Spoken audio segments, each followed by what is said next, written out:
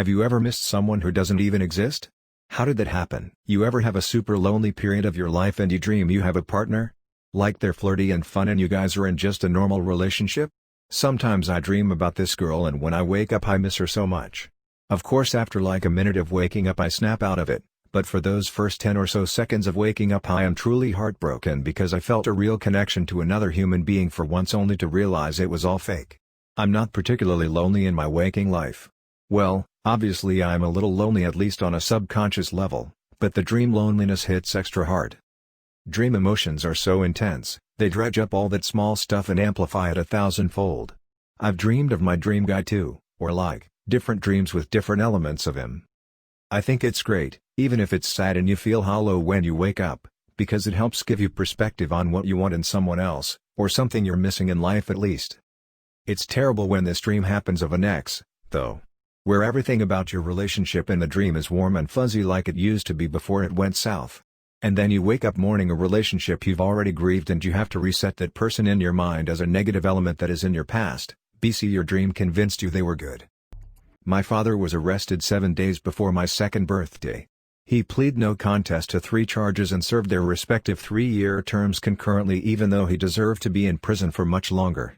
He had a supervised visitation when I was 5 and made it clear that he was disappointed in me. Growing up, I alternated between viewing him as a nearly supernaturally powerful monster and someone whose love I craved, even if it meant being abused. I met him when I was 19 and realized that he was just a sad, old man that did horrible things because he only cared about himself. When I was 24, I learned that he died from cancer. I couldn't understand why I had such a strong sense of loss. Over time, I realized that I was grieving the father I had always longed to have, the man my father could have been. His death removed any ambiguity, he wasn't going to magically transform into that ideal image. He was dead, and the version of him I had been holding out hope for was never alive. He blamed everything he did on his upbringing and the trauma he experienced, trauma he revisited on his wife and his own children. I have a wife and a young daughter. I always knew his excuses were a sham, I have experiential evidence of that now. Off frown. I had an internet best friend for I want to say 6-ish or 7 years, from the day we met we talked every day. I would stay up till 3 to 5 a.m. on school nights just to talk to her because she made me feel so much better. Eventually after I graduated college I wanted to go backpacking and went to her country to explore it. I stayed at hers, we hung out for a long time, 100% the greatest experience of my life. But when I got back she found out she was pregnant from her on/off again boyfriend. I knew it would impact our friendship and it did. At first she went from talking to me every day, to every week or so, then it went to a message here and there during the coming months to just total blackout. Eventually she just sent me a message saying she thanks me for the friendship and shit like that and said it was the end of our friendship and deleted me. That hurt like a bitch. Thank you for posting this. I fell really hard for someone I spoke to for a year who just stopped appearing on the app we used to talk. Not disconnected or blocked, just not on anymore. It's impacted me more than I care to admit. The extremely few people I've shared my feelings with don't get my problem. How can I miss someone I never met? We said lots of things and I sorta started rearranging my life to incorporate them into it. Which was silly but lesson learned I guess. I can't imagine this going on 25 years and then nothing. I'm so sorry. Their physical presence may not be real but the feelings associated with them certainly are. When I was young, I had an imaginary older brother. I didn't play with him, but I wrote him letters.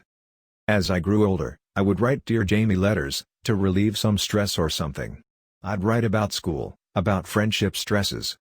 I had grown up feeling like there was a brother-shaped hole in my life. I remember writing about that. It didn't make sense, I couldn't have had an older brother, my family would not have forgotten about a whole child. But I missed him. I felt his absence. I was 18 when my parents told me that I'd had an older brother, but he had been stillborn due to spina bifida complications. They had kept him a secret from us, due to the pain of his loss. He never got a name, but James had been on the top of their list. My parents had always been startled and made uncomfortable by my letter writing to Jamie. To this day, I still miss Jamie. I guess he did technically exist in some way, but he had been gone 6 years before I was even born. A close friend of mine was a twin, but his sister died shortly after birth. He's in his mid-30s and still talks to her, dreams of her and seeks her advice. I'm glad he has her because he tends to be very troubled at times and beyond the help of his loved ones. There's been several cases where he feels like she's helping him stay alive. Edit. I really didn't expect this to gain so much attention. For any of you that have felt this sort of presence in your life, at least now you know that there are others like you. You just loosened up a memory for me.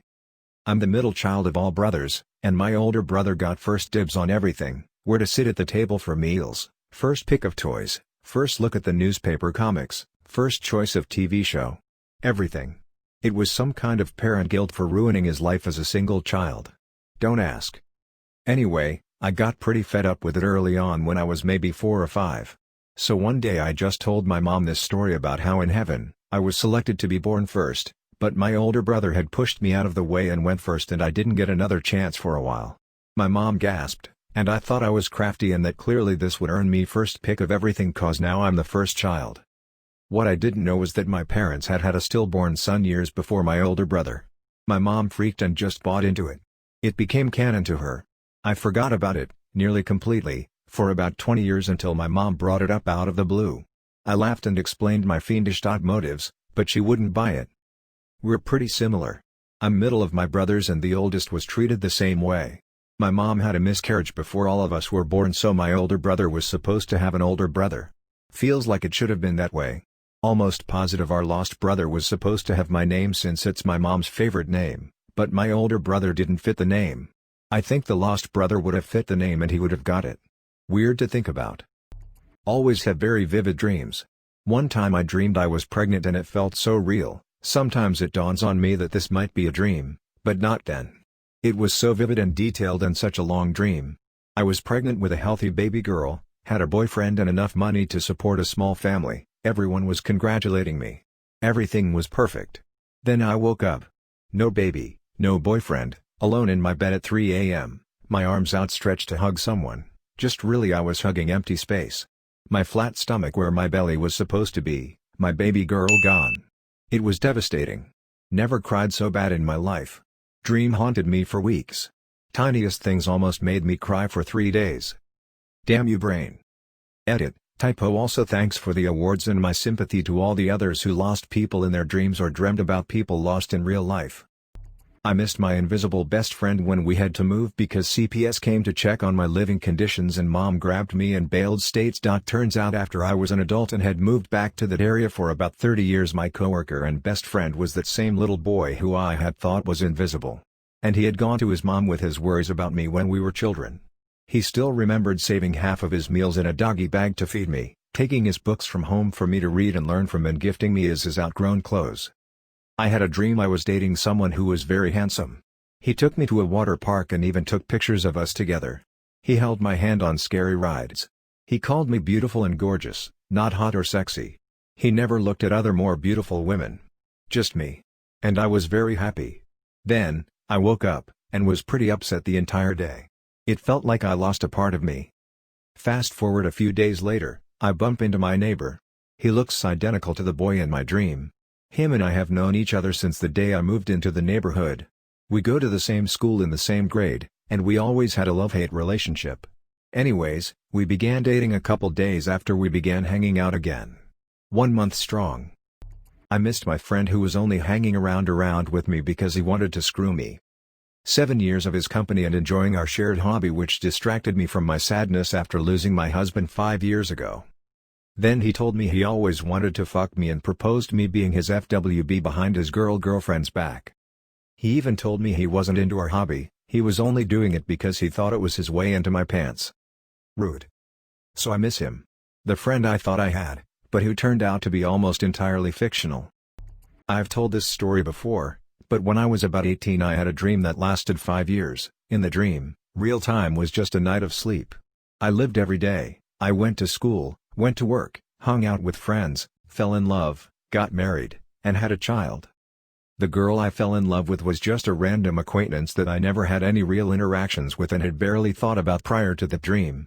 It's now 22 years later and I see her occasionally at a bar that I will sometimes go to where she bartends. I can't even look at her. My fictional son was the thing that really fucked with me. It felt like I lost a child and for many years I would occasionally have thoughts about him. The funny thing is that many of the things I did during raising him in my dream has helped guide me as I raise my child now. Mistakes I made, lessons I learned, etc. stayed in my mind, even though that mind was just an 18-year-old kid who didn't know anything about raising a baby. It took me multiple years to get over it, and for probably at least 5 or 6 years after that, I'd have moments in my life that I thought were real but were actually part of that dream. Very few people believe me about this, and many think I just had a dream with some highlights of moments, but it was literally 24/7 365 living that life in the dream, even going to bed and waking up the next morning. There was once I had a dream where I was in a neighborhood that I very much didn't recognize in a body that was not my own. I ended up going on a walk with a woman who I didn't know but had the feeling I was in love with. Her toddler son was in between us and we were both holding one of his hands, doing that thing where every few steps we'd lift him up. He was laughing and I felt happy, but was sad because I had the biggest inkling that it was a dream. As I remembered more concrete details of my actual life, the woman looks at me and asks, "You're not from this reality, are you?" I said no, and told her about a bit of my life as a college student and my partner who I'd be waking up next to soon. The woman smiled but started crying. She said that once I wake up, I'll be gone and she'll miss me. She also said to cherish and take care of my partner, something that stuck with me the most from this dream. We silently finished our walk and I woke up crying. It very much still bothers me to this day that I don't remember her name or what she looks like.